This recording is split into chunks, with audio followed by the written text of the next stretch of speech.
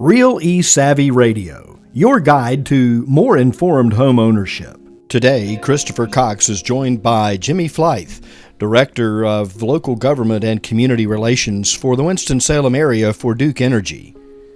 Later, Michael Washburn is in the studio from Exit Real Estate of the Carolinas to talk about the recent storms and their effects on the real estate industry. Let's get started. Welcome to Real eSavvy Radio. Glad to be back. And again, I have Jimmy Flythe returning on the show from Duke Energy. Good evening, Jimmy. Hey, good to see you, Chris. Yep. And so I will again ask you your title, official title, in Sure, government, yeah. community, and everything to do. Yeah, sure. I'm the Director of Local Government and Community Relations for Winston-Salem and surrounding area. Now I called you always, and it's really hard to call you after a storm. So I got in touch with you after the storm, thinking that we would talk about the last big one, Sure. which had, according to the last press release, 1.8 million outages at one point. Exactly. Yeah. Well, that was the total number of customers that were affected at some point during Hurricane Florence. So, and as we scheduled for today, not knowing, Right. there's another, and this is being pre-recorded on Tuesday, and there's another storm hitting tomorrow. Exactly, yeah. Hurricane Michael just kind of over the weekend kind of ramped up and is moving on a pretty fast track, and we're bracing for landfall on Wednesday in Florida. And then we'll see the impacts here in the Carolinas probably all day Thursday. So let's go to not get them confused on Florence. And that, according to this information changes fast, and the press release that I have been looking at is from Sure. September 21st, and there were 26,000 outages at that time. Yeah, now that was what was left. That was kind of late in the storm. Like I said earlier, Hurricane Florence, we experienced 1.8 million customers across North and South Carolina, and the Duke Energy Service territories experienced an outage in that storm. Here in Winston-Salem, we had some effects from Hurricane Florence, not nearly as bad as at one point it looked like it could have been. Our coastal area really had a lot of impact, a lot of damage, and the majority of it, I say the majority, a lot of the impacts were due to flooding.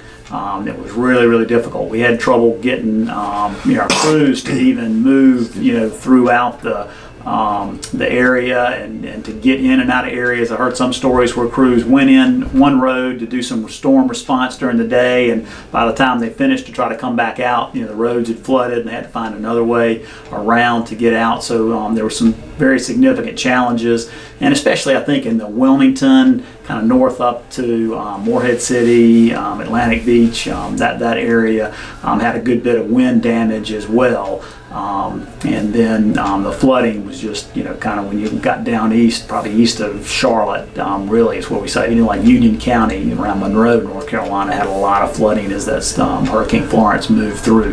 And it was kind of one of those unusual storms. It just sat and rained and moved very, very slowly. I mean, it moved slower than we can walk. I think the average person walks faster than this storm was moving, and so it just poured.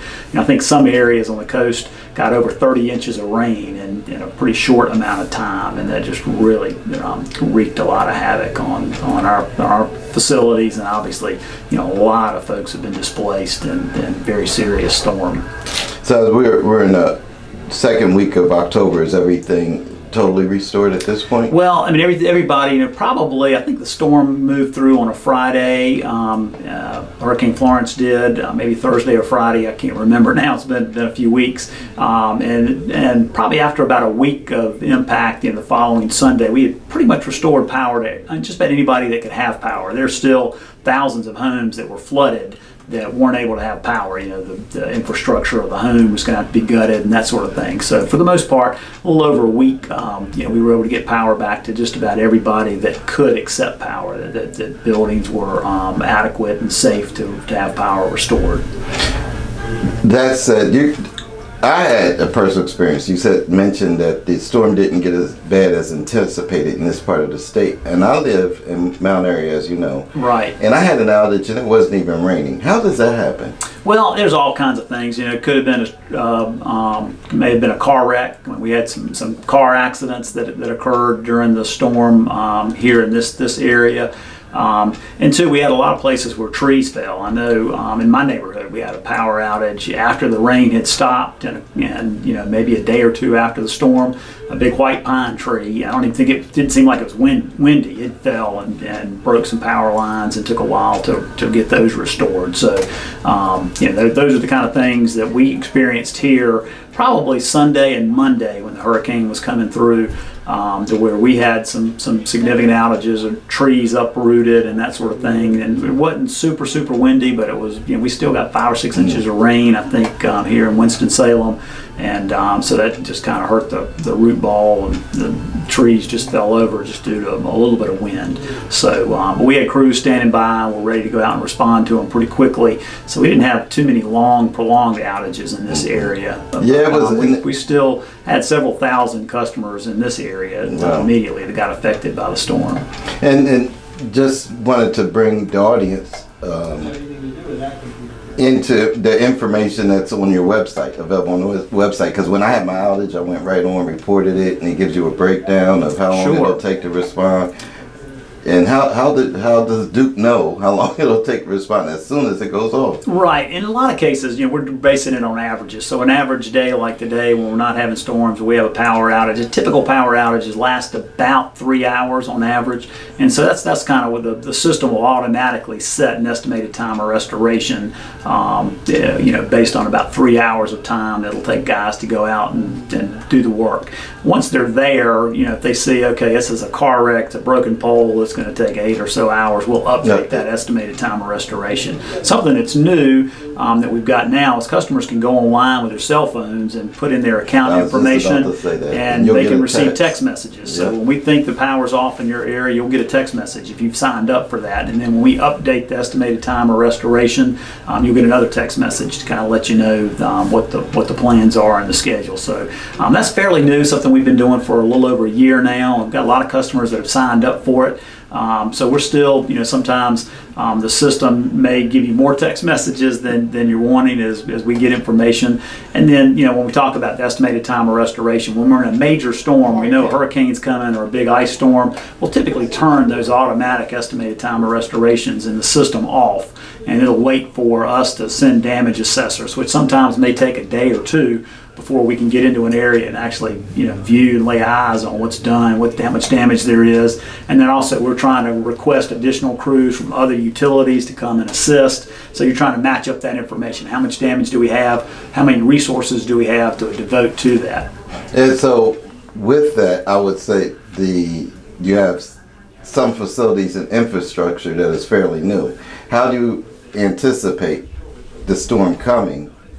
Sure, yeah. So we've got a team of meteorologists at Duke Energy, and they're doing on a day-to-day basis. They're helping predict the weather. How much energy our customers use is very weather dependent. When it's really hot, really cold, they use a lot of energy.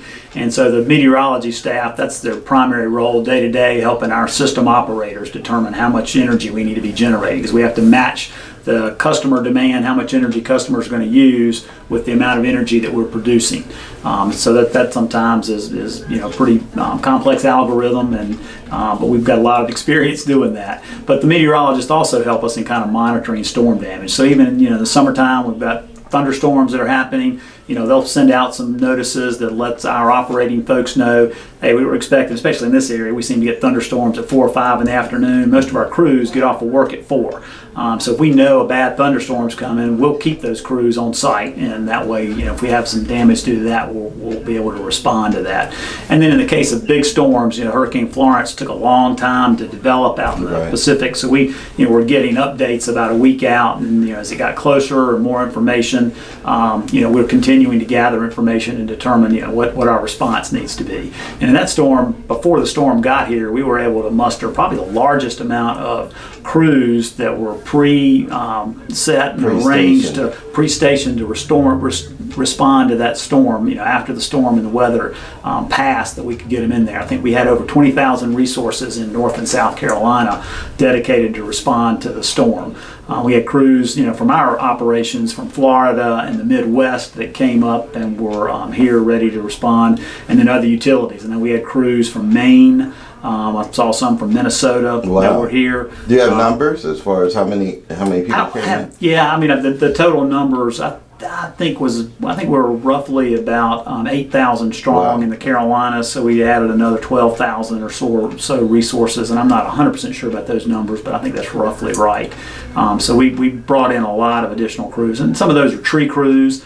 Some of those are assessors to go out and assess the damage and that sort of thing. But and then we've got logistics, response. When you bring in all those resources, you got to find a place for them to sleep. I was just thinking, where do they stay? Yeah, it's like an army, kind of source, and we've got a whole logistics team. So pretty much everybody's got your normal day-to-day work, but during a storm, everybody's got a storm role, and so Okay. we'll pull folks out of different roles. They may help answer phone calls. They may be helping to find hotels. Arrange catering to feed crews. During the day, for the most part, we feed guys a good breakfast in the morning before they go out. And then during the day, we'll arrange for sandwiches or something like that. And then those will be taken out to the crews so they don't have a lot of downtime. And then at the end of the day, when they're finished their shift, we'll usually have a catered dinner and bring them in. And we've got folks that are working overnight. We'll have a handful of crews that are working overnight, but the majority of the work and majority of crews are working daylight hours. They're just so much more productive in the daylight than trying to figure out things at night. So we've got a handful of crews that are responding to in the nighttime, that are responding to emergencies and things that crop up due to the storm. And then overnight, we're refueling trucks, doing supplies, poles, cross arms, insulators, all the things, transformers, all the equipment that we'll need the next day. So it's a 24/7. Exactly, yeah, it's a 24/7 kind of response. Now, unfortunately, as you know, this show will air after this next storm. But in preparation for another storm or events like it, because they seem to come a lot more often, Sure.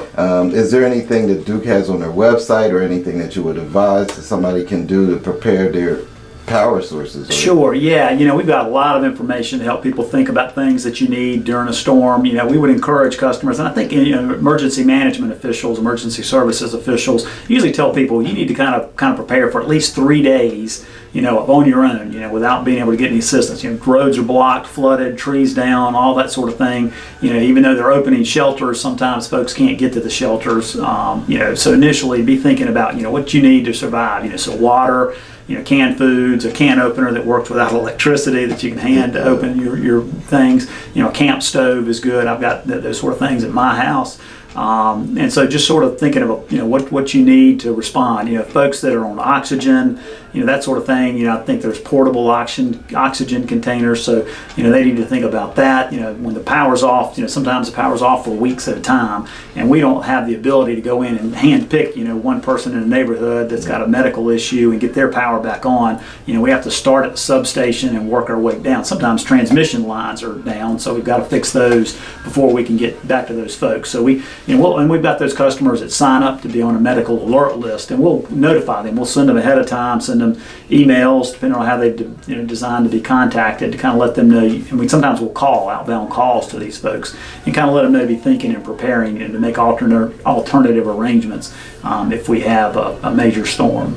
Okay, again, and building up till tonight, tomorrow morning. I know you're a very busy person. I always appreciate the time that you get to come in and help making my audience real savvy. Yeah, glad to. So again, Jimmy, thanks for your Chris. time. Yeah. You're listening to Real Savvy Radio. Now, Christopher Cox is joined by Michael Washburn, CEO of Exit of the Carolinas, a regional real estate firm. They're talking about recent storms and their effects on the industry. Welcome to Really Savvy, this October show, and the segment on the other portion of the show with Jimmy Flight from Duke Energy. Really want to take some time to talk about the storms and how it has affected North Carolina, the eastern part of the state, much more than the Winston-Salem Triad market where the state WTOB actually exists. But I've reached out to a friend of mine, CEO of Exit Realty of the Carolinas. Michael, would you like to introduce yourself? Yes. Thanks for coming up. Thank you. Thank you very much. I'm Mike Washburn. Exit of the Carolinas is the company. And thanks for having me today. So you have offices throughout North and South Carolina? That's correct, yeah. In South and North, and we have them on the coast and up into the mountains. And these storms it's crazy how they'll affect different areas. How many offices do you have? We've got 24 offices now in the Carolinas. Okay. So when we first started talking on separate matter, having my real estate license, and just ironically got in touch with each other, you were trying to deal with keeping everything afloat. So I thought you would be a good authority to talk about not only how Florence and Michael affected the Carolinas, but things to do moving forward to prepare yourself both Sure. as a homeowner, maybe even as an investor. Yeah.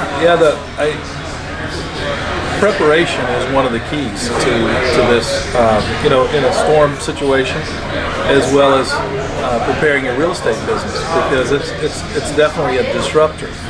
And real estate, we're in the service business, and I started my real estate career a week after Hurricane Hugo in Charleston, and boy, you talk about a mess. And so one of the things we learned, like you always learn in hindsight, is that what people need following a storm, businesses need a good, dry, sound location to function, because you'll have businesses that are totally disrupted.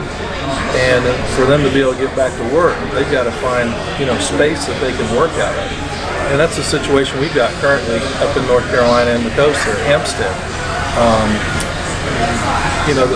The technology now, the good fallback position, we can now work out of our houses.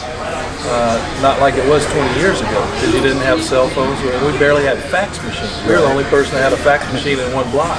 So now with technology, it makes it a lot better. But preparation is a huge factor in that. So how about like properties that you had on the market, and you said that, I remember our conversation, we had to deal with an office that was wiped out. I hope everybody's okay. Yeah, they're doing well. And, interestingly, they didn't lose too many transactions, luckily.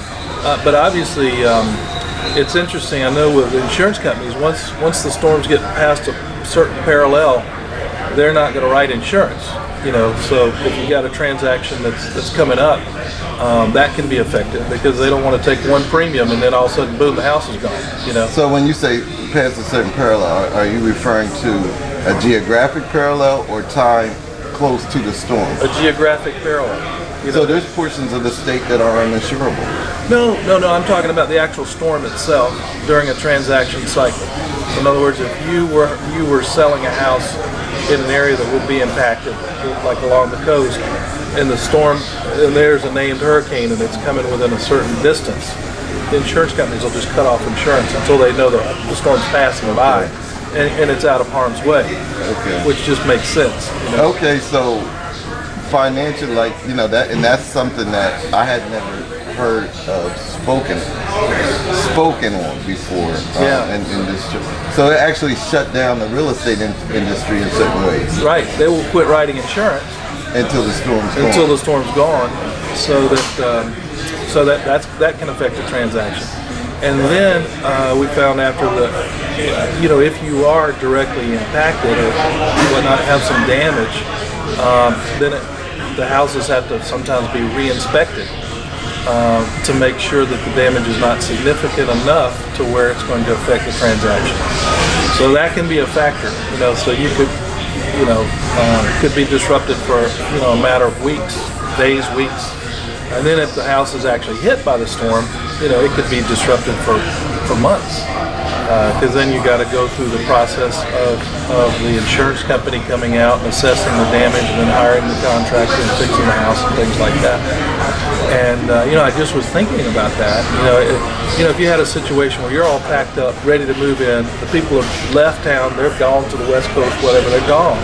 There's the house, and it's damaged, but not to the point of where you couldn't move in. But there's going to be a claim. The insurance company won't allow it. So I was just thinking about that. In that case, one option would be to do a lease purchase for the new owners to pull in there, get into place, agree to rent the house for a period of time until the work was done, and then carry through with the transaction. But that impacts the seller, and that they might need those funds to close on the next transaction. You're absolutely right. They might need the funds to close on the next transaction, so that would definitely delay them. Now, would flood insurance help to mitigate some of those issues?